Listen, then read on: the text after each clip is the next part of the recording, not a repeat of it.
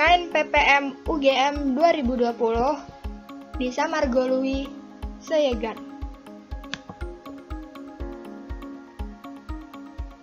Assalamualaikum warahmatullahi wabarakatuh.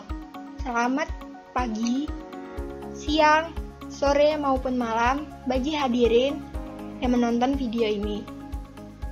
Perkenankan saya di sini akan menjelaskan tentang cara mencegah penyebaran COVID-19. Cara mencegah penyebaran COVID-19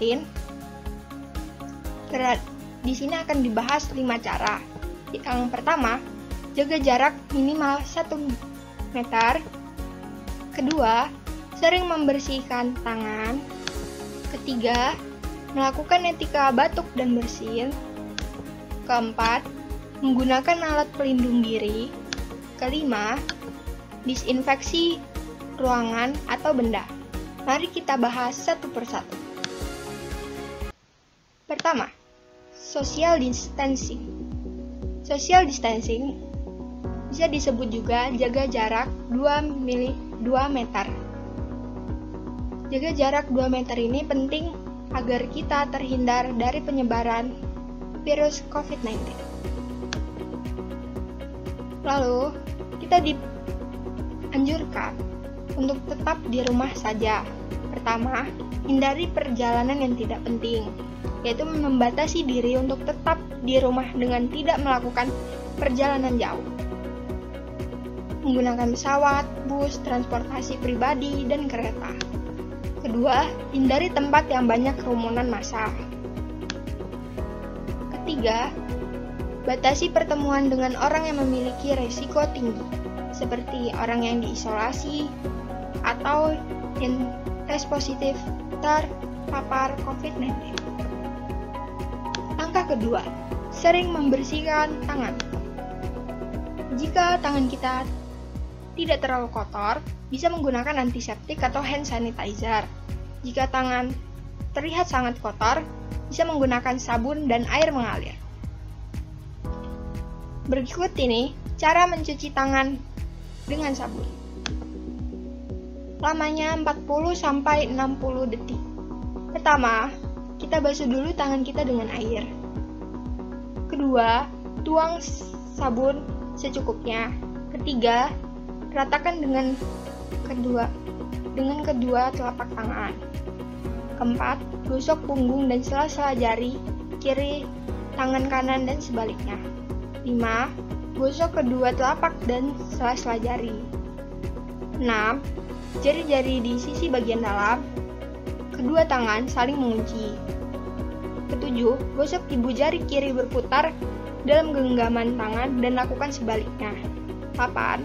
Gosok dengan memutar ujung jari-jari tangan kanan di telapak tangan kiri dan sebaliknya. Bilas kedua tangan dengan air. Sekarang tangan sudah bersih. Selanjutnya, kita bisa menggunakan hand sanitizer. Bahan-bahan di hand sanitizer ada etanol, gliserol, hidrogen peroksida, dan aquades. Lanjut ke langkah ketiga, yaitu etika batuk dan bersin.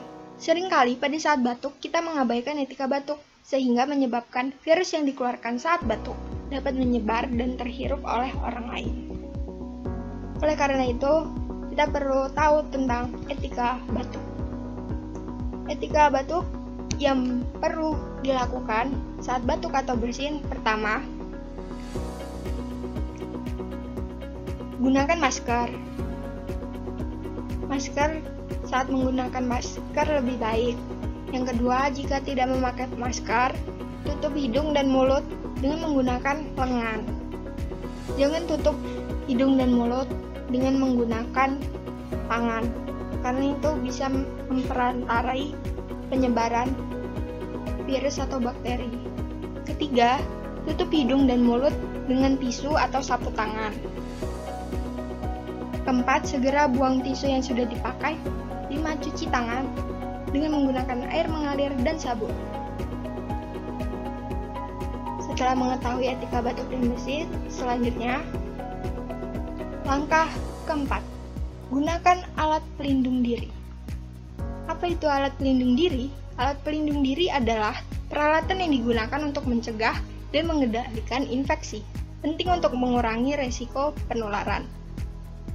Contohnya, masker bedah, masker kain, sarung tangan, dan face shield.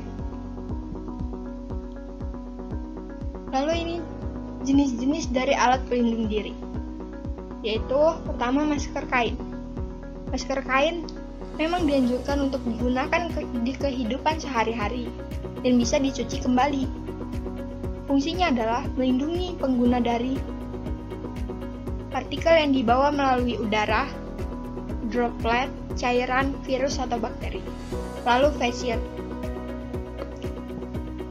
Face shield sendiri itu melindungi wajah penggunanya. Face shield diingatkan sekali lagi bukan pengganti dari masker. Jika menggunakan face shield, tetap dianjurkan menggunakan masker. Lanjut, masker bedah. Masker bedah sendiri ini hanya dipakai satu kali saja, tidak bisa dipakai berulang kali. Penggunaan masker medis jika mengalami gejala-gejala penyakit saluran pernapasan, menggunakan saluran pernapasan seperti batuk dan suka bersin. Lalu, cara saat memakai masker bedah ini, setelahnya harus dibuang. Saat membuang, kita harus membersihkan tangan. Lalu sarung tangan. Nah, sarung tangan ini tambahan buat alat pelindung diri. Biasanya melindungi tangan pengguna dari penyebaran infeksi atau penyakit selama melakukan kegiatan, seperti memegang uang atau saat pemeriksaan medis bagi tenaga medis. Lalu yang kelima, disinfeksi permukaan benda sekitar atau benda lain yang sering disentuh. Disinfektan. Perlu diketahui tentang disinfektan. Disinfektan itu dapat membunuh semua mikroorganisme dan bakteri pada permukaan benda. Jadi ini disarankan hanya untuk di permukaan benda, bukan untuk permukaan makhluk hidup. Karena disinfektan ini sangat berbahaya dan beracun bagi makhluk hidup. Lalu jenis-jenis disinfektan. Pertama, sodium hipochlorite. Kalau di kehidupan sehari-hari bisa disebut soklin pembersih lantai. Lalu ada lagi benzalkonium klorida. Di kehidupan sehari-hari kita memakainya sebagai pembersih lantai. Ada lagi pembersih lantai lainnya, pine oil. Bisa digunakan juga untuk pembersih barang-barang yang sering disentuh. Terus etoksilat alkohol. Nah, jenis-jenis disinfektan tadi itu bisa digunakan untuk melindungi rumah kita, ruangan kita dari bakteri maupun virus. Lalu yang terakhir, apabila kita sudah berusaha mencegah penyebaran COVID-19, tetapi kita terkena dan menemui gejala seperti pertama,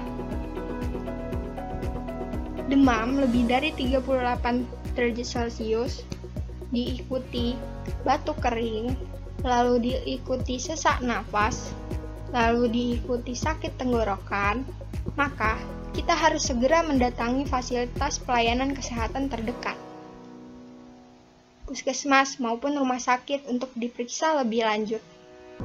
Dan kita harus jujur mengenai aktivitas atau kontak yang dilakukan dalam beberapa hari terakhir. Baiklah, terima kasih atas perhatiannya. Semoga video ini dapat bermanfaat bagi kita semua. Maaf atas apabila ada kekurangan di video ini. Semoga tetap bahagia dan selalu sehat.